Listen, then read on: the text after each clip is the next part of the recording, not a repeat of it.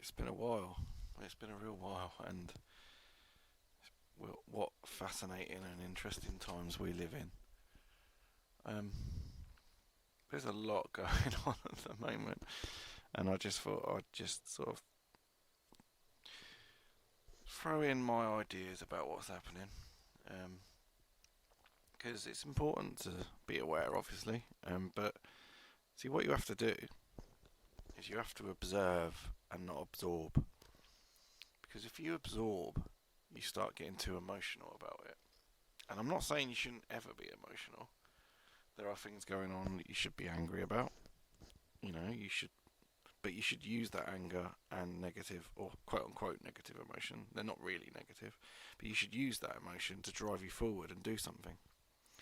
And that's what my channel's been about from the start. It's my little attempt to put some info out there to, maybe get some people to resonate with, to maybe look into themselves, maybe get something from, but what you mustn't do as well is you mustn't sit there every minute of the day focusing on trying to wake up the masses. You can't do that.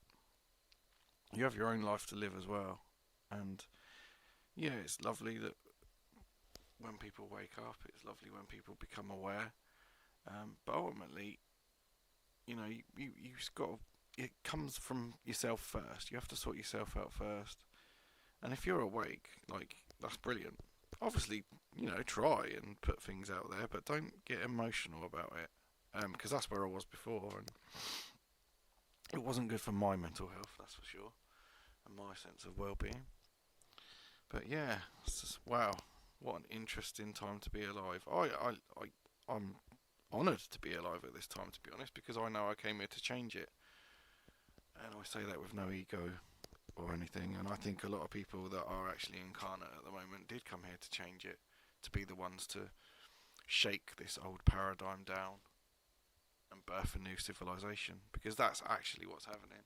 We are in the process here now of birthing a new world, and I said this a while ago to some friends, but it's so clear to me now with what's going on. Um, reality at the moment is tearing apart. The old world is dying, and a new world is being born. And if you think about birth, actually, childbirth and this, that, and the other, it is a painful process. I mean, I can't speak for women. I'm not a woman. I'm incarnate into a male body. But I can appreciate that it's a painful process. And that's what's happening in the world at the moment. We're going through a birthing process. We're letting go of the old and birthing a new world. The problem comes when you attach yourself to the old world, and you don't move and think differently. Everything starts in mind, and I've said that before.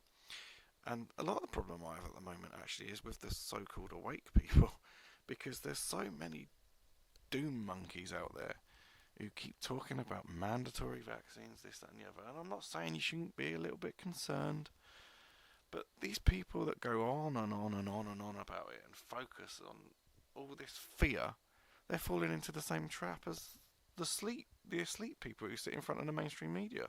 They're doing the same thing. Oh, they're going to do this, they're going to do that. Don't worry about it until it's happening. Yes, be aware of it, but if they're falling into the same trap. It's unbelievable. And this, what we're going through, is so simple if you break it all down. Love or fear. That's the choice. You either love and evolve, or you live in fear and you stay in that dark place. I'm not worried anymore about. I'm concerned and I'm aware, but I'm not living in fear. I will not live my life in fear, because as soon as you do that, you externalise your power. I've spoke about that a lot. If you let other people's perceptions and the news or whatever's going on in society upset you to the point of, you can't do anything, then you've externalised your power. And this is part of our learning process right now. It's about going within. And yeah, I might repeat that a lot, but it is. It starts with you. You cannot change the world unless you change yourself. You cannot change anything around you until you change yourself. You cannot really, ultimately, you don't have control over other people either. And this is the waking up bit. People fall into that as well, the so-called awake. They get so flooded with good feelings and good about waking up to truth and they're learning all this thing about the world and everything about themselves, they immediately want to share it, which I get. It's lovely to share that, but don't get emotional about it. If you start sort of ramming it down people's throats, they're just going to disassociate from you and not want anything to do with you. And that's not always a bad thing, you know. Speaking about that, actually, um, I see so many people around me, some close people around me that are so living in fear, and I can't be around that vibration anymore. Because that's another lesson of this.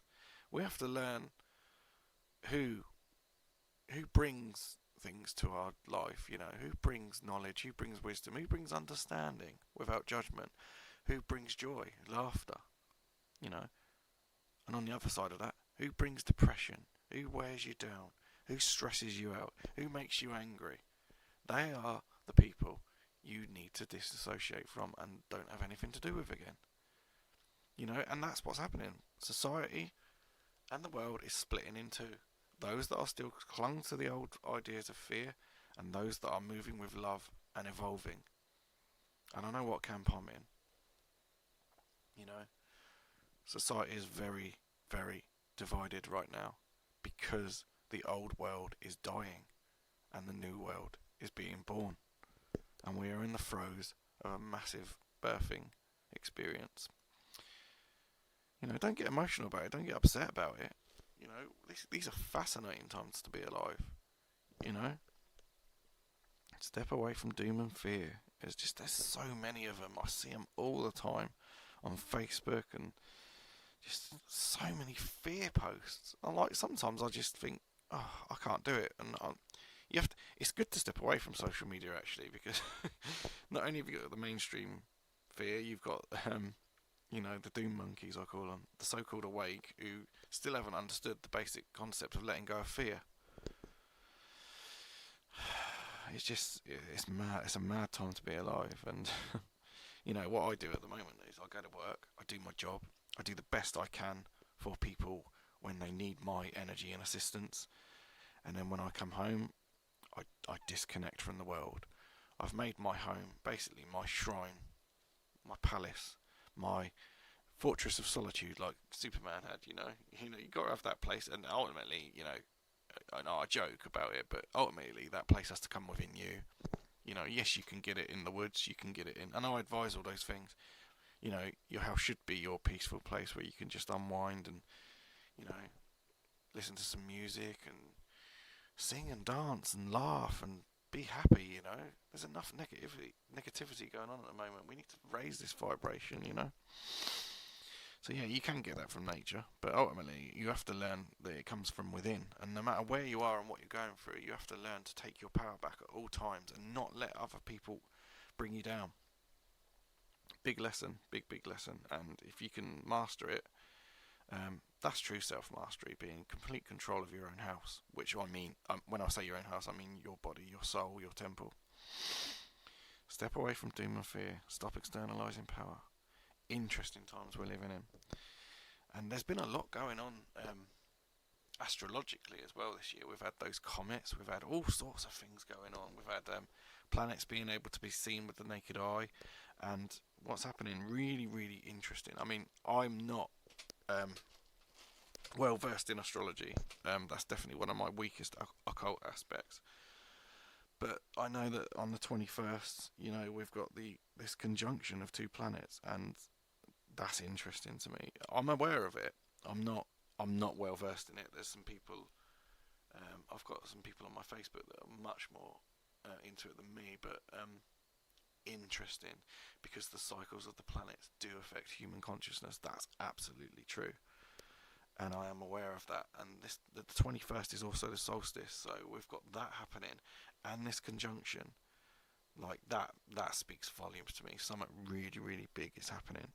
And if you can't see now that the world is is a crazy place to live, like, I don't know what to say to you. But this conjunction thing, it got me thinking of movies, because I like movies. Yes, I've said before, there's a lot of propaganda in movies, but there's also a lot of synchronistic movies as well out there that Have very deep messages. I might even do a whole episode on that and maybe give you some recommendations. The obvious one being the Matrix trilogy. They Live by John Carpenter is an absolute must. But yeah, there's a couple. But it got me thinking of The Dark Crystal. Now I have a weird affinity with that film. If you've ever seen it, it's a 1982 film, and it's all done with puppets. It's a really interesting story. Now, when I was a kid, I was obsessed with that movie because I think, looking back now, I had a sort of deeper connection to it. I think I understood it on a deeper level, and because basically you've got this race of beings, and they've been torn in two. Basically, now think about this in society. You've got the mystics, who are these peaceful, sort of shamanistic-looking sort of creatures who live in nature. And they're very peaceful. They do they do all this sort of like very sort of esoteric work.